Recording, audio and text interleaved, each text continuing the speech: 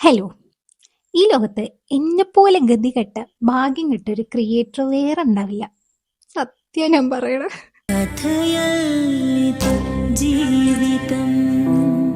കാരണം എന്താന്ന് വെച്ചാല് 2020 ഞങ്ങൾ ചാനൽ തുടങ്ങണം.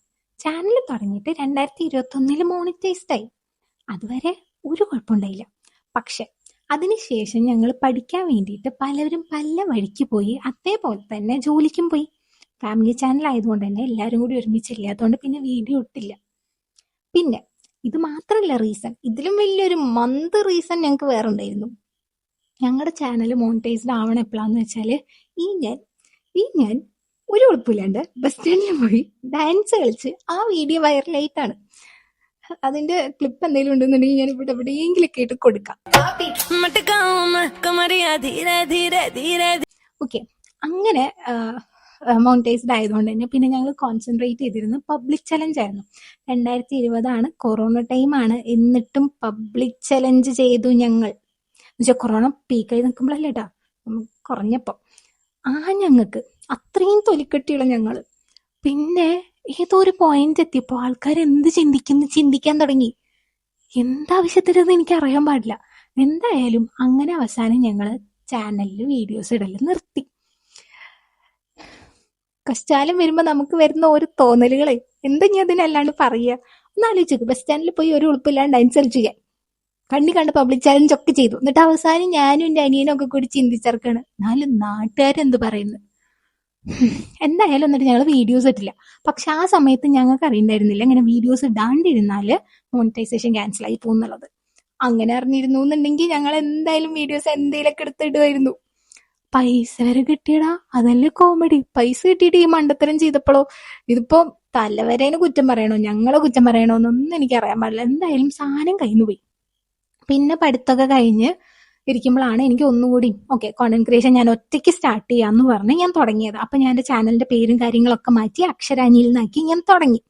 വലിയ കുഴപ്പമില്ലാണ്ട് ഞാൻ പോവാ. കാരണം എന്താണെന്ന് വെച്ചാൽ എനിക്ക് അറിയാലോ, 2020-2021 ആയപ്പോഴാണ് എനിക്ക് മോണിറ്റൈസേഷൻ വന്നത്. അപ്പൊ ഇതിലുള്ള സ്ട്രഗിളും കാര്യങ്ങളൊക്കെ എനിക്ക് അറിയാൻ സമയം എടുക്കും എന്നുള്ളത് എനിക്ക് നല്ല ബോധ്യമുണ്ട്. അപ്പൊ ഞാൻ മെന്റലി ഐ വാസ് പ്രിപ്പയർഡ്. പെട്ടെന്ന് നടക്കില്ല എന്നുള്ളത് എനിക്ക് കുഴപ്പമുണ്ടായിരുന്നില്ല. പിന്നെ അത് മാത്രമായിരുന്നില്ല, എനിക്ക് ഒരുപാട് ഹോബീസ് ഉണ്ട്. ക്രാഫ്റ്റ്, ഡാൻസ്, ഡ്രോയിങ്, അങ്ങനെ ഒരുപാട് ഹോബീസ് ഉണ്ട്. അപ്പൊ അതൊക്കെ റിലേറ്റ് ചെയ്തിട്ട് വീഡിയോസ് ഇടാം. അപ്പൊ അതും ഒന്ന് എനിക്ക് ബെറ്റർ ആക്കി എടുക്കാൻ പറ്റുമല്ലോ, എനിക്ക് പേഴ്സണൽ ആയിട്ടുള്ള ഒരു ഗെയിനും കൂടി ഉണ്ടാവുമല്ലോ എന്ന് വിചാരിച്ചിട്ടാണ് ഞാൻ കോണ്ടന്റ് ക്രിയേഷൻ അഗെയിൻ സ്റ്റാർട്ട് ചെയ്തത്. അപ്പോഴും വലിയ കുഴപ്പമൊന്നും ഉണ്ടായിരുന്നില്ല. ആൻഡ് അതിൻ്റെ ഇടയിൽ ഞാനൊന്ന് അസിസ്റ്റന്റ് പ്രൊഫസറായി. അതിൻ്റെ ഇടയിൽ ഞാൻ വേറൊരു ജോലിക്ക് പോയി. അപ്പൊ ഞാനൊന്ന് ബ്രേക്ക് എടുത്തു. പിന്നെ അസിസ്റ്റന്റ് പ്രൊഫസർ ആയപ്പോൾ ഞാൻ അങ്ങനെ ബ്രേക്ക് എടുത്തില്ല, ഞാൻ പിന്നെയും വീഡിയോസ് ഇടാൻ വേണ്ടി തുടങ്ങി. ആ ടൈമിൽ എൻ്റെ കോളേജിൽ ഒരു പ്രോഗ്രാം ഉണ്ടായിരുന്നു. അപ്പൊ ഞാനൊരു 100-200 പിള്ളേരുടെ മുമ്പിൽ ഒരു ഡാൻസ് കളിച്ചു. ആ ഡാൻസ് അങ്ങോട്ട് വൈറലായി. അതിൻ്റെ ക്ലിപ്പ് ഞാൻ എവിടെയെങ്കിലുമൊക്കെ കൊടുക്കാം.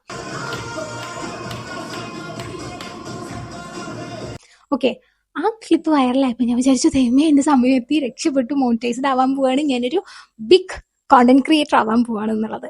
പക്ഷെ ദൈവത്തിന് അതങ്ങോട്ട് അത്ര സ്റ്റൈലോ ഒന്നും. കാരണം എന്താന്ന് വെച്ചാൽ ആ ഡാൻസ് വൈറലായതിന്റെ പിറ്റേന്ന് ഞാൻ വയ്യാണ്ട് കടന്നു. എനിക്ക് ആദ്യം പനി വന്നു, പിന്നെ ഛർദി വന്നു, പിന്നെ ലൂസ് മോഷൻ വന്നു, പിന്നെ സഹിക്കാൻ പറ്റാത്ത വയറുവേദന വന്നു. എന്നിട്ട് അവസാനം ഹോസ്പിറ്റലിൽ പോയപ്പോൾ എന്നോട് പറഞ്ഞ് അപ്പൻഡിക്സ് ആണ്, ഓപ്പറേഷൻ വേണമെന്ന്. അങ്ങനെ ഓപ്പറേഷൻ കഴിഞ്ഞ് 1 മാസം ഞാൻ ബെഡ് റെസ്റ്റിൽ കടന്ന്. ആ ടൈമിൽ എൻ്റെ ആ വീഡിയോ 7 മില്യൺ വ്യൂസ് കയറി. ഈ 90 ദിവസം കൊണ്ട് ഷോർട്സിൽ 10 മില്യൺ വ്യൂസ് ഉണ്ട് എന്നുണ്ടെങ്കിൽ നമുക്ക് എന്ത് ചെയ്യാൻ പറ്റും, മോണിറ്റൈസേഷൻ എനേബിൾ ആക്കാൻ വേണ്ടി പറ്റും. 7 മില്യൺ വ്യൂസ് കയറി. പക്ഷെ 1 മാസം ചാനലിൽ ഒരു വീഡിയോസും വന്നില്ല, ചാനൽ ഡെഡ് ആയിട്ട് കടന്നു. അതുകൊണ്ട് പിന്നെ 2 മാസം ഞാൻ എത്ര വീഡിയോസ് ഇട്ടിട്ടും വ്യൂസ് കയറിയില്ല. സോ ആ 7 മില്യൺ വ്യൂസ് എന്തായി, വെള്ളത്തിൽ വരച്ച വരയായി മാറി. എന്നുവെച്ചാ എന്നാ മോളെ കഴിക്കുന്ന പറഞ്ഞു വാ തുറപ്പിച്ചിട്ട് വാ തുറന്നപ്പോ ഇനി എനിക്ക് തരാക്കി മൂടില്ല എന്ന് പറഞ്ഞു പോലെ.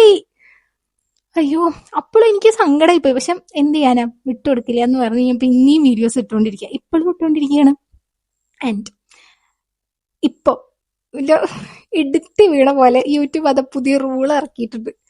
അടുത്ത കൊല്ലം 2027 ഫെബ്രുവരി 1 മുന്നേ വീഡിയോസ് ഒക്കെ ഇട്ട് ചാനൽ മോണിറ്റൈസ്ഡ് ആക്കിയിട്ടില്ല എന്നുണ്ടെങ്കിൽ 2027 ഫെബ്രുവരി 1 ശേഷം നമുക്ക് മോണിറ്റൈസ്ഡ് ആക്കണം എന്നുണ്ടെങ്കിൽ 1 കൊല്ലത്തില് 4000 വാച്ച് അവർ ലോങ് ഫോർമാറ്റ് വീഡിയോസ് വഴി കിട്ടണം. 1000 സബ്സ്ക്രൈബേഴ്സും പിന്നെ ഷോർട്ട് വീഡിയോസ് വഴിയാണെന്നുണ്ടെങ്കിൽ 10 മില്യണിന് പകരം 4000 വാച്ച് അവേഴ്സ് പണ്ടത്തെ ആയിരുന്നു കേട്ടോ. പുതിയത് എങ്ങനെയാന്ന് വെച്ചാൽ 8000 വാച്ച് അവേഴ്സ് കിട്ടണം ലോങ് ഫോർമാറ്റ് വീഡിയോസിന്. ഷോർട്ട് വീഡിയോസിനാണെന്നുണ്ടെങ്കിൽ 20 മില്യൺ വ്യൂസും കിട്ടണം 90 ദിവസത്തിൽ. ഇപ്പോൾ 10 മില്യൺ വ്യൂസ് ആണ് 90 ദിവസത്തിൽ കിട്ടേണ്ടത്. ഇപ്പൊ ഞാൻ ആരായി ഞാൻ എനിക്ക് അറിയാൻ പാടില്ല. അയ്യോ, ഇന്നത് നിർത്തി പോവാന്ന് വെച്ചാലോ, ദൈവമാണെന്നുണ്ടെങ്കിൽ എന്നെ ഭയങ്കര ഒപ്റ്റമിസ്റ്റിക് ആയിട്ടാണ് ഉണ്ടാക്കി വെച്ചിട്ടുള്ളത്. എനിക്കാണെന്നുണ്ടെങ്കിൽ ഇന്നല്ലെങ്കിൽ നാളെ ശരിയാവും എന്നുള്ളൊരു തോന്നല. അതുകൊണ്ട് വീഡിയോ ഇടല് നിർത്താനും പറ്റില്ല എന്നുള്ള പറഞ്ഞ അവസ്ഥയാണ്. അതുകൊണ്ട് ഇനിയിപ്പോ എന്റെ വിചാരം എന്താന്ന് വെച്ചാൽ 5 മാസം ഉണ്ടല്ലോ നമ്മുടെ മുമ്പിൽ, ഫെബ്രുവരി 1 വരെ സമയം ഉണ്ടല്ലോ. ആ 1 വരെ എന്ത് വീഡിയോ ഇട്ടിട്ടാണെങ്കിലും എന്തെങ്കിലും കീറി കൊളത്തണം എന്ന് എനിക്ക് ആഗ്രഹമുണ്ട്. ഇതൊക്കെ നടക്കുമെന്ന് ദൈവം തമ്പുരാൻ അറിയാം. നടന്നിട്ടില്ല എന്നുണ്ടെങ്കിൽ 5 മാസം കഴിഞ്ഞാൽ ഞാൻ ഈ യൂട്യൂബ് 4 മടക്കി എടുത്തു വെച്ച് ഞാൻ വേറെ പണിക്ക് പോകും. മനസ്സിലായോ? കാരണം എന്താന്ന് വെച്ചാ ഈ 5 മാസത്തിൽ ഞാനത് സെറ്റാക്കി എടുത്തിട്ടില്ല എന്നുണ്ടെങ്കിൽ പിന്നെ എനിക്ക് യൂട്യൂബ് വിധിച്ചിട്ടുണ്ടെന്ന് എനിക്ക് തോന്നുന്നില്ല. എനിക്ക് വിധിക്കാത്തൊരു കാര്യത്തിൽ എൻ്റെ ടൈമും എനർജിയും ഒക്കെ വേസ്റ്റ് ചെയ്യണ ആ ഒരു സംഭവത്തിൽ ഒരർത്ഥമില്ലല്ലോ. സോ ഈ 5 മാസം എന്ത് ചെയ്യുന്നുള്ളത് എനിക്ക് അറിയാൻ പാടില്ല. എന്തെങ്കിലുമൊക്കെ ചെയ്യാം.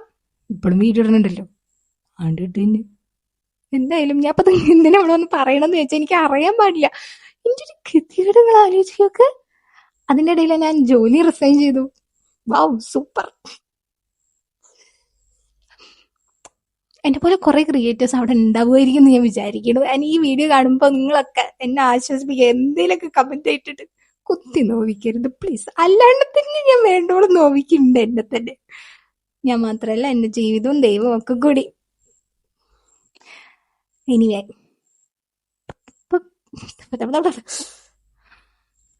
ഇപ്പൊ പാതിരാത്രി 1 മണി എങ്ങാണ്ടാണ്.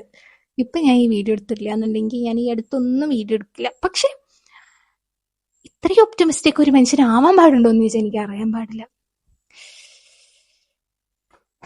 അപ്പൊ അത്രേ ഉള്ളൂ.